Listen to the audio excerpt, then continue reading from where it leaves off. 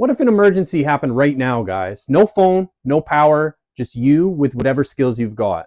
Crazy thought, but what if all the video games that you spent your days playing actually gave you an edge?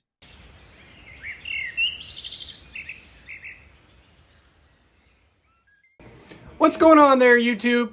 So I've always been a gamer, right? From a little peewee up until the age I am now at 30.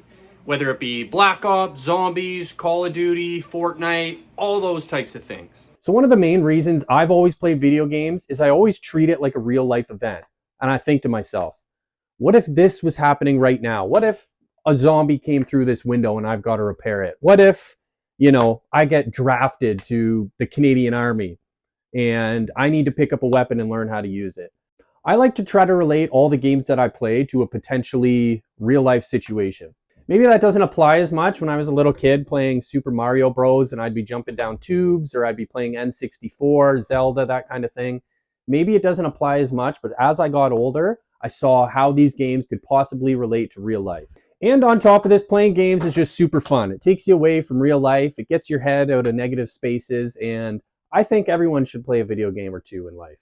Heck, sometimes real life even feels like a video game.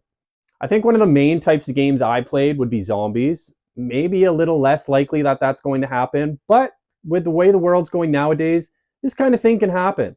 Left 4 Dead, Call of Duty zombies, all that type of thing.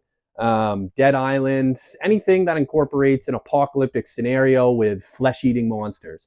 I was into it, even though that sounds kind of strange and out there. So yeah, I wanted to try to make a video on survival categories and try to relate them to in-game mechanics. Now these are a couple I've got on my shelf. I have a PS4, I haven't upgraded to a PS5. Don't yell at me. I can't really afford it. I just buy other things that I don't really need. But Resident Evil, can you see that? That's something I play. It's got zombies, it's got real life tactical situations. Days Gone, post-apocalyptic world. Zombies, wolves, all that kind of stuff. Really fun game. What else? Yeah, like I said, Black Ops Zombies. A lot of good fun with that. Even Borderlands. Games like that will put you in a situation where you have to make real-time decision making, and it's going to get your heart rate up.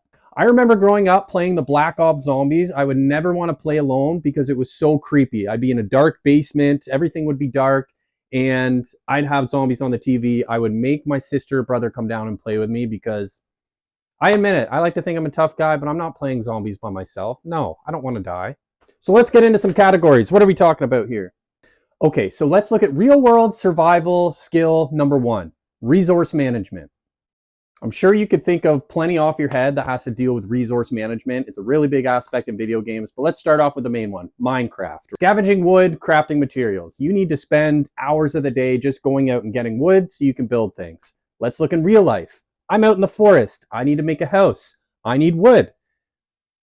This game's going to force you to plan out your scavenging adventures, what you need to find out in the wilderness, and be able to craft things with those materials, right? I'm out in the forest.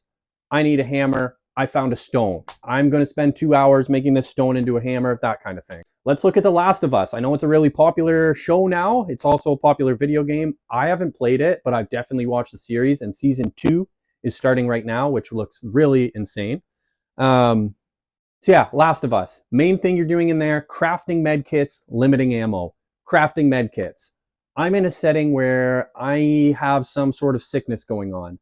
I need antibiotics or something to make me feel better. I will know what ingredients and what I can use to devise a concoction that will make me feel better, whether it be antibiotics, a bandage, that kind of thing. Whether I find an old rag and I rip it and tie it around my arm, make a tourniquet, all that fun stuff.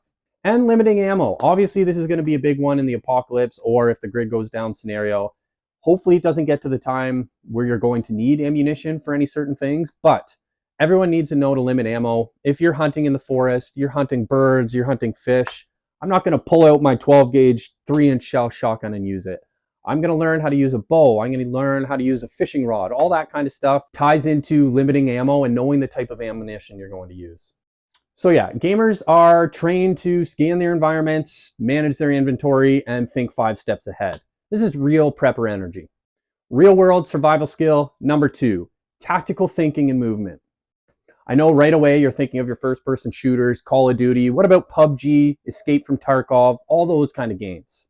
Flanking, cover usage, and situational awareness, as well as Gears of War. I don't know if you remember playing Gears of War, but that was a big one for using cover. These games, you're navigating threat assessments, you're using self-defense, and you're assessing danger zones. Think of any Call of Duty game where you're moving around a corner. I mean, any beginner is just going to run around, but when you've played for a little bit, you're checking your peaks, checking left, checking right, checking behind you, checking up, checking down. All that kind of stuff you're going to learn from video games. So I bet you anything.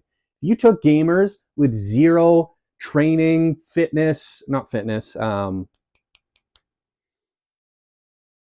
am I trying to think of? Military training. Yeah, if you took someone who doesn't have any sort of military training, that kind of thing, and you put them out in a real world situation, they're going to do better than someone who hasn't played video games. Real world survival skill. Number 3, stress management and decision making.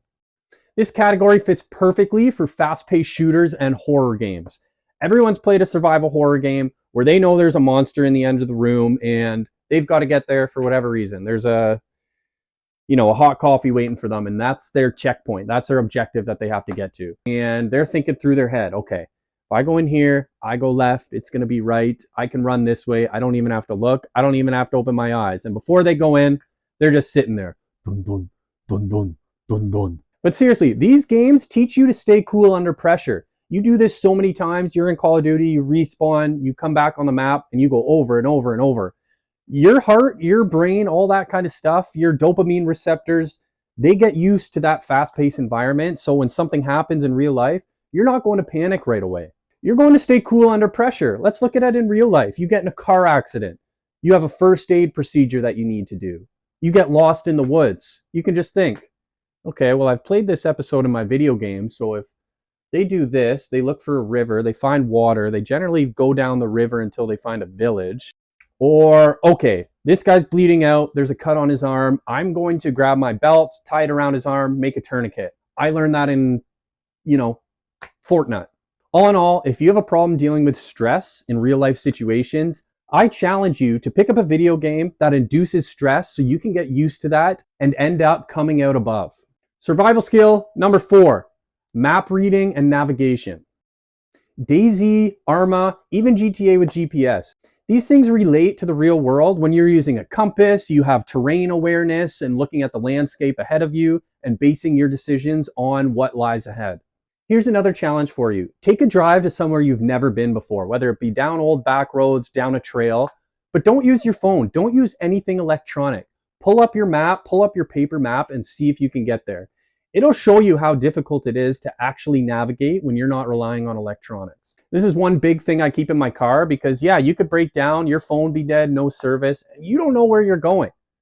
So my final wrap up, no, gaming's not going to make you Bear Grylls overnight. But it might give you the mindset to stay calm, assess the situation, and survive even longer than you think. So for the viewers, do me a favor. Every time you're playing a video game, think of what real life skill you could actually be practicing and you don't even know it.